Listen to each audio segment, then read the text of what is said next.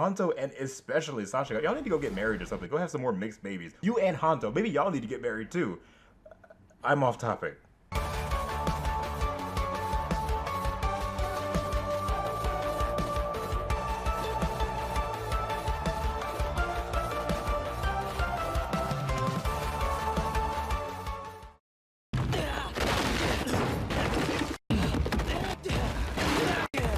Can I talk to you guys about the show real quick? Can I please tell you guys something? Okay, just let me please. I'm so mad at how stressed out this show has been making me, bro. This is the best writing I've seen in Kamen Rider in a minute. So good and tasty. What is that? What is that? It's been said time and time again, but it walks the vibe of early Heisei Rider.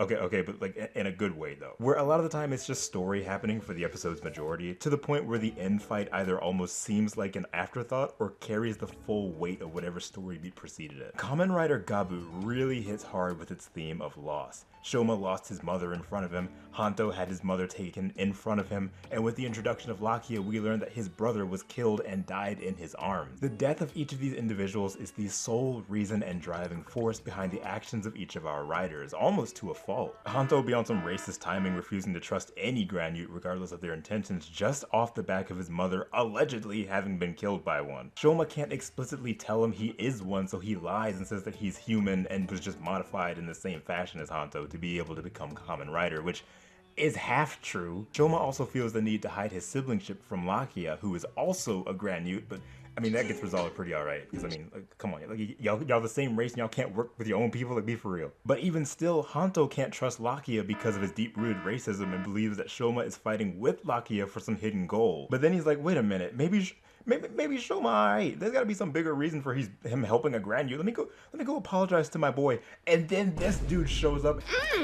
So good. Now Hanto's like, he's been evil this whole time, and oh my god, dude. He goes and snitches to Sachika, who, by the way, is in the house doing nothing all day long, doesn't tell her that he himself is Kamen Rider, but tells her that Shoma is evil and a Granute. So now not only is she clued in 21 episodes late, it took you long enough, but he fed old girl misinformation because he was misinformed, and she's still in the dark about everything else. Like, oh my god, do you see why I'm so stressed? Like, what kind of, like, this show loves to torture Shoma. Like, he has his own issues, of course, right? Like, he's afraid of telling anything to anyone due to how they'd react to him being mixed with the race that's been killing humans. He's seen firsthand the kind of reaction that prompts multiple times, so his fear only makes sense, but I can't help but imagine things would go so much smoother with the people you care about who also care about you if you just told them the truth. Like, the people who were frightened by you before didn't know you from a can of paint. Like, let them be scared. You'll probably never see them again. But Hanto and especially Sachika, y'all need to go get married or something. Go have some more mixed babies. You and Hanto, maybe y'all need to get married too. I'm off topic. I don't know if you guys heard that, there was a truck outside. This entire series is founded off of miscommunication, and as frustrated as it makes me, I cannot stress enough just how much I love it because it makes me frustrated. We, the viewer, see what's going on, and us not being able to step in and get these idiots to talk to each other be making me want to tear my hair out. My hand is cramped! I'm not even kidding, we were on vacation watching Bitter Gabu's introduction, and this episode had me nearly running across our hotel room because I was so pissed off. Like, the moment Hanto came to his senses about Shoma being a good guy, and then you see evil Shoma walking the bridge, I was hot. The only thing I want to see from Gaboo is giving Sachika something to do at all. Like, she helps here and there, she holds the fort down, she's got her own life, right? The problem is not that she's not a rider. Like, I don't care if she is or not. I mean, I really hope that happens. That's not my issue. My issue is that she's a main character, has her own slot, and the opening sequence is a vital piece of the trio that the show enforced, or technically a quartet now, and she only finds out half of the Kamen Rider situation 21 episodes in, but not really even. Every episode we cut to her and she's just in the house cutting up carrots or something, I don't know. Shoma's like, mommy, I'm scared. She deals with his problems, and then he leaves, and she's like, bro, what is wrong with you? And that's it. Like, it's so unfair to her, and maybe that's the point. I don't know. Like, maybe there will actually be a boiling point where she demands information. Part of me doubts it, considering what Hanto decided to both tell her and not tell her in episode 21. I'm just so sick of the show writing her out of everything they're setting up. Like, let her be in. It's the same issue I had with Yua from Kamen Rider 01, where I liked the resolution to her story. I loved the way it was written, but could not stand how it was implemented because of how long it took for the writing team to do anything with her. Her issues were present early on, and we saw them, and they didn't get resolved until like the last 15 or 20 20 episodes of the show or whatever. Like what? Like no progress on her end at all in that time being. Like why is it taking y'all so long to do anything with these important characters? Kamen Rider Gavv is doing its big one with its story, with the acting, with even just the music. I love everything that this show is setting up. At the time of this recording, it's episode 21 that's out. You'll probably hear more from me as the show progresses. I just need to stress, if you have not seen Gaboo, please give it a look. It's so amazing. If you love anything Kuga through Kiva, you're probably gonna really like this show because it harkens to the heart of what Heisei Rider was in its early years. It's a lot of story just moving and moving and moving every single episode. There's very little filler. And I think it's absolutely incredible. So good and tasty. Guys, can we please start by just giving a round of applause to Sachika, my goat? Like, can we please just come on now, give it to me, give me some, yeah. Look, I was really not trying to do a video anytime Kamen Rider Gavv comes out with something, you know? Like, I'm just enjoying it as it's going along. The last video I did was episodes 1 through 21 because there's a lot of stuff happening there that was really interesting that I wanted to talk about. Then episode 22 came out, and I saw just a huge spike in viewership coming back to this video because people were telling me to review it because so much stuff was happening. Like, a lot of people were like, please review this episode. So I deliberately waited until episode 23 came out just so I'd have enough content to talk about instead of just doing one episode. And oh my gosh, bro. Like I'm a burger. They resolved everything quickly. So quickly. Too quickly almost. Like quick to where it almost felt like someone had to have gone into the writer's room and went, hey, we gotta wrap this stuff up, bro. Like, we get it. Like Sachika, bless her heart, came and saved the day. Girl said, I don't care what kind of monster Shoma is. Granute, human, frog, dog, chicken, beans, potatoes, tomatoes, ramen. Yeah. We stand by him, and I said, that's what I'm talking about. Came and smacked some sense right into Hanto, dude.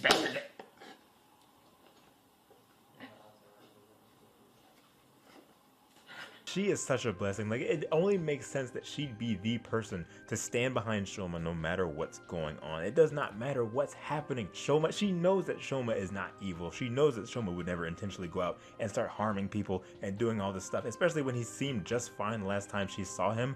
Like, it only makes sense. She is the one person. She saved him in the beginning and gave him a place to stay. So I love her so much. And she even like wants to help now, not by like going out into the fight and actually fighting, although I hope that is what ends up happening and she becomes a Kamen Rider at some point. I don't know. But instead she decides to, you know, go on Twitter and start like almost getting into arguments with people talking about who the real Shoma is. That's what I'm talking about. that's my keyboard warrior. Then we get one of the most emotionally impactful scenes in the show thus far. Hanto apologizing for being the way that he is. Not that he needed to. Remember that. This man already went through trauma and he still feels that. But he still feels the need to apologize for not being the person Shoma could just come to about the truth of who he was. And that's powerful. The double riders reunite and fight against bitter Gaboo, who we find out isn't just one being, but in fact multiple, just scattered around. We actually learn a lot in the 2 episodes since last time. Sachika knows pretty much everything now, even that Shoma's family with the people that sparked this whole mess, and she nearly starts like actually crashing out, which is funny. Shoma relays to Hanto that he must have met his mom as a child, and she tried to help him escape, not knowing he was family with stomach. And then they came in and basically drowned her, which I originally assumed that this is what happened because of the flashback we saw last time. But here they hold on it and it actually looks like she like dissolved in that bath, which is so much more disturbing, and you can clearly see he's shaking Hanto all the way up. He's like, I gotta leave, dude. Bro just be going through it, and him learning this information prompts him to distance himself from Shoma immediately after they just made up, and it's like, okay.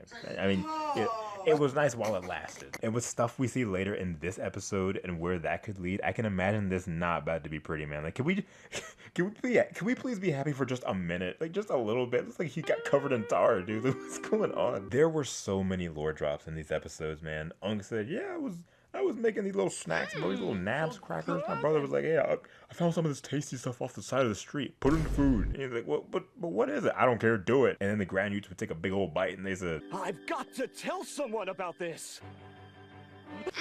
I'd say half of episode 23 is exposition, but I I didn't mind it too much. Like, there's a lot of stuff going on, stuff set up, continuing its path. Sneaky folks in the background, like, this dude, bro, you was weird, man.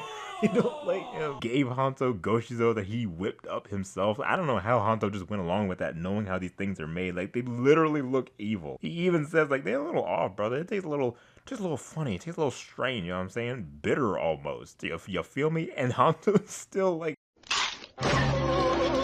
only Lord knows what this is finna be like, man. He's evil. The chocolate.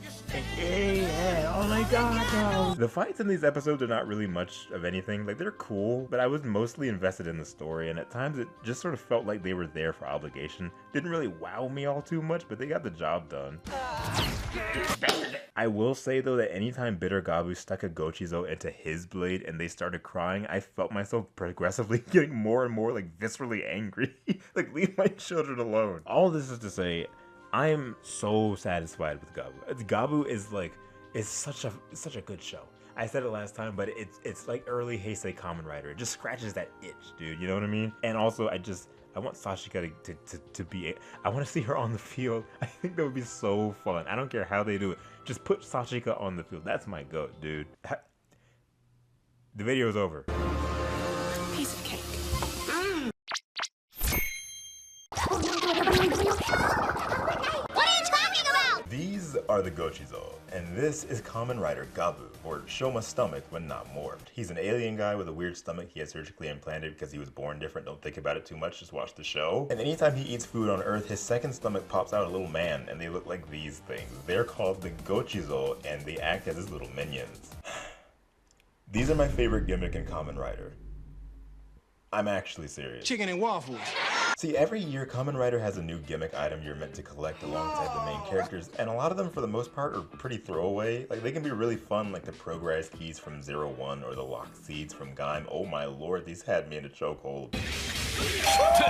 But in a lot of cases, if the show itself didn't have much of an emotional connection with me, I just can't be bothered to keep them around. Not even Gotchard, and I love Gotchard, but what I look like carrying around 100 million cards I'll never look at again. Clown behavior. I didn't even do anything!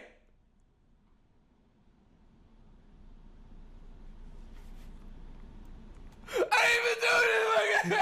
What the fuck? The Goshizo are exactly what I wanted in a gimmick. They just make them sentient, dude. I don't know. Kamen Rider will often have their gimmick like appear in the series as these funny little CG things that float around the riders when they morph. And it's like, okay, so? I mean, look, it look cool, but y'all don't mean nothing to me. I don't care. The Goshizo, on the other hand, actually have a purpose, with Shoma being unfamiliar with Earth while also having to stop monsters terrorizing the people he's grown a fondness for. They genuinely want to help him. They speak in their own candy language and hang out with him. They assist with tasks even when unprompted, and he even sends them out to look after people when he feels someone may be in danger. And the Goshizo end up being the biggest snitches on the planet. I love them. They're so fun, and just giving them sentience and having them be such an integral piece of the story is all that was needed to make me not only care for these things, but want every last one of them.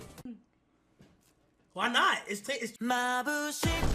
It's also not a case of there's only one of every type. They are sacred. Collect each one. When Shoma eats, he pops out a bunch of them, and after using them in a battle, they die off but are given a halo, signifying they did a good job and their time on Earth was fulfilled. I'm finna cry, dude. You don't ever want to see these things get hurt. I'm looking at you, you Minecraft block-looking electric chair using chocolate head ass. Chicken and waffles. There's also the fact that Bandai Japan put in some work creating really fun to...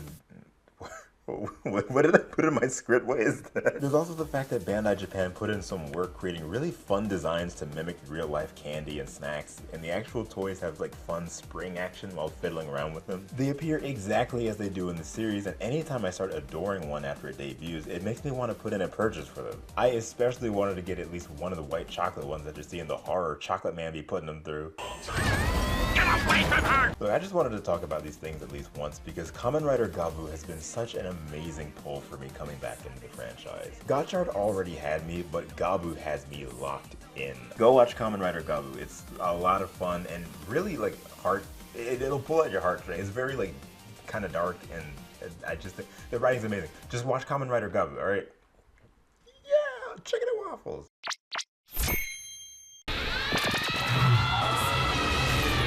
I can't believe how much this show means to me, man. And it's about food. Could I try some? Over the past year, I've chronicled my experience watching Kamen Rider Gavv for the first time as it aired live, and it's been a minute since the last one, but lord, we finished it. Let me start off by saying I was not feeling Master Gaboo when we first saw it. It absolutely was one of the ugliest looking final forms I'd laid eyes on because it just looked unfinished. I don't even know what that is! But the moment bro started zipping around like Sonic, I was eyes glued, ears open, dude. Plus the fact that Uncle Dente, may he rest in peace, made the bottle using most of his teeth. Bro, him basically giving his life to help Shoma succeed in the battle to protect humans from harm is one of the hardest things the show has conceived. I was up there singing My Shiny Teeth and Me at his funeral. One of my favorite things this show has done is how it's been able to unravel and uncover truths to each of the characters. Hanto finds out who killed his mom, and it ends up being a guy who is in a tough spot, regrets it, and only wants the best for humans, but Hanto still can't look past it because he killed his mom. The dude accepts his fate and they choose a time and place, and this serves as a massive point of growth for Hanto as he just lets the guy live.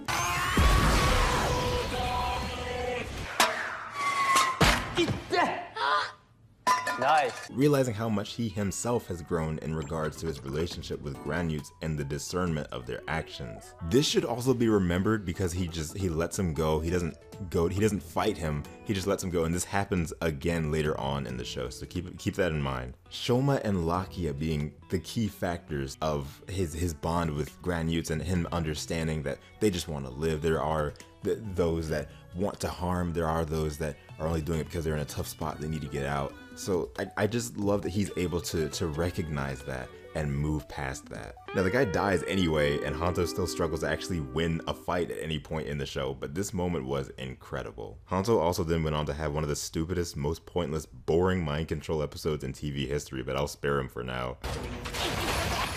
Can I have a sip? Then Lakia later on finds that the person that took his brother was the same person that took Uncle Dente's life, that being Grota, and she got her stuff rocked after they cooked up a new gochizo for him. This one has a little sweetness to it. You don't mess with family, and they meant that. It really broke my heart seeing Sachika having to grapple with the fact that the Granute she bonded with for much of the show had his life taken away. The grief affects her in a way we hadn't seen prior, and she saw him fresh after it happened. Her even asking Hanto if this is what it felt like to lose those close to them, as if she lost one of her own blood relatives. It's heartbreaking, but really illustrates just how integral she is. She's always there to help, prepping for Gochizo, keeping Dente company, and lending a safe home to return to. And the moment she's grieving someone else's family as though it's her own, they stop everything to tend to her. I love this cast. Shoma's evil family was getting taken out one by one, and a lot of the time by him, which is crazy. But what's even crazier is the reveal of the candy shop owner that Shoma frequented being his uncle, brother of his late mother, Bars. He ends up becoming not one of the main characters, but at least one of the main characters that we focus on in the latter episodes of the show. He finds out that Shoma, Hanto, and Lakia are Kamen Riders, but he again doesn't find out that he's related to Shoma, and I like that. I like when they're not just spewing all this information out. They let you sort of simmer in it. They let it just sort of happen, you know? I don't care about the Geldax, but Jeep dies and gets to spend eternity with Shita, so I guess that's nice. But Lizelle is left with her father being killed and her partner also dying and out on the street at the end of the finale crying, and this upset me so much more than it really should have. I originally went on a whole rant about how they left Lizelle all by herself in this way, but in reality, Shoma will likely approach her as he started making a new line of sweets to counter the dark treats. It's implied that he's going to every Granute still in the human world to cheer them up. I wish we got a hint of that, maybe his arm showing up in front of her holding one of the sweets, because the last thing we see of Lizelle is her looking out and crying, and it broke my heart. I also had an issue with Amazing Gummy being a form that appeared in the penultimate episode and not the finale, as Kamen Rider often will have a last-minute form reminiscent of the mascot form but meant to be stronger, and this seemed to be the case. But Amazing Gummy is based on Master Gaboo, but recolored, and is used to destroy Bolka And in the finale, the big bad ends up being Shoma's brother, Lengo, and he's defeated with just Poppin' Gummy, and I did not understand this at all. But outside perspective was brought to me that this really was the strength of Shoma's inner self. He did go through almost a full form rush battling Lengo and chipping his health away, and Poppin' Gummy would have been the last little push needed to take him out for good. I gotta thank everyone that brought this to my attention and helped open my eyes to this, because I did not get that from the finale, and my enjoyment of it near skyrocketed after thinking it this way. It's also incredible to me that the Gochizo were all there for him the entire time. I've always loved the Gochizo and their sentient nature and how they're literally like, they don't care what happens to them as long as Shoma gets to win in the end. Oh, I love them so much. What a wholesome family. In the end, Kamen Rider Gavv was a show that I connected with in a way I did not expect. What initially started with me thinking he looked boring and uninspired journeyed through with amazing designs, character beats, and a story bent on loss and how to get through it. Everyone was dealing with something, whether it being a loved one being taken away or secrets being withheld, learning to trust in those that have your best interest in mind and to trust your gut when you feel there's nowhere to go. There's always at least one person or thing that believes in you whether you do or not, and I feel that is the true spirit of this series. They're all a family. This whole team, Shoma, Hanto, Lakia, Sachika, they are one unit, and I love them so much. Kamen Rider Gavv joins the ranks of Kamen Rider series that have left a mark on me, a memory to hold on to, especially with how much has happened just in my own personal life alongside his airing. Truly a series I'll never forget. Ever, ever, ever.